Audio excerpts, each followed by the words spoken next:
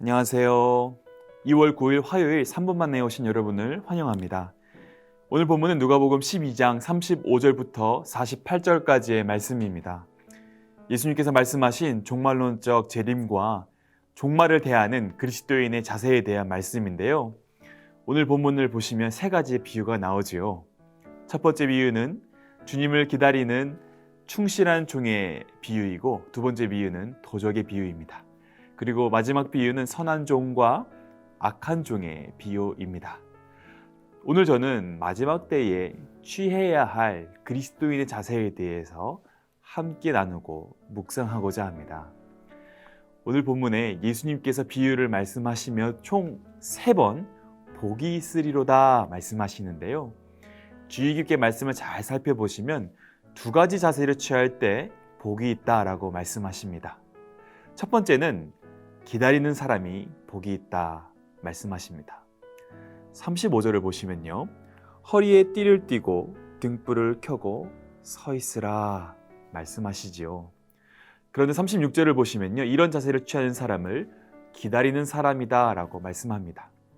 여러분, 오늘 말씀을 묵상하실 때에 시간적인 개념을 유의해서 말씀을 읽으셔야 합니다.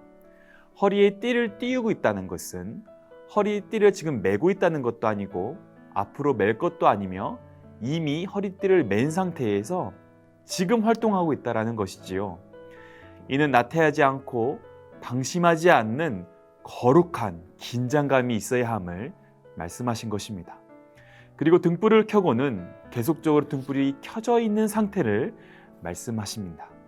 꺼지지 않도록 준비하는 자세를 말씀하신 것이죠.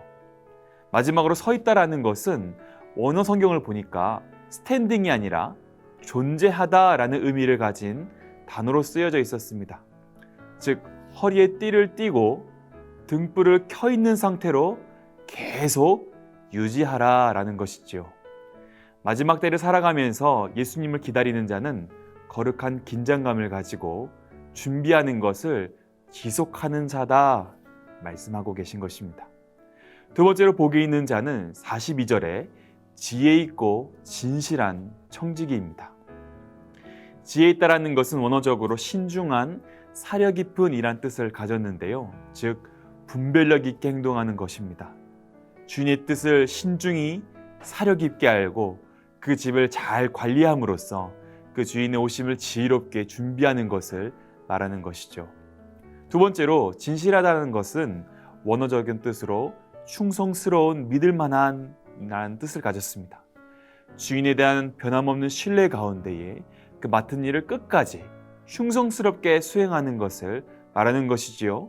종합해보면 지혜 있고 진실한 청지기는 주인의 뜻을 알고 주인의 오심을 지혜롭게 준비하고 주인에 대한 변함없는 신뢰 가운데에 맡기신 일을 끝까지 충성을 다해 행하는 자입니다. 사랑하는 여러분, 마지막 때를 살아가고 있는 우리는 오늘의 말씀대로 예수님의 뜻을 알고 거룩한 긴장감을 가지며 지혜롭게 준비해야 될 줄 믿습니다. 그리고 끝까지 믿음을 지키고 맡기신 일을 충성되이 행해야 합니다.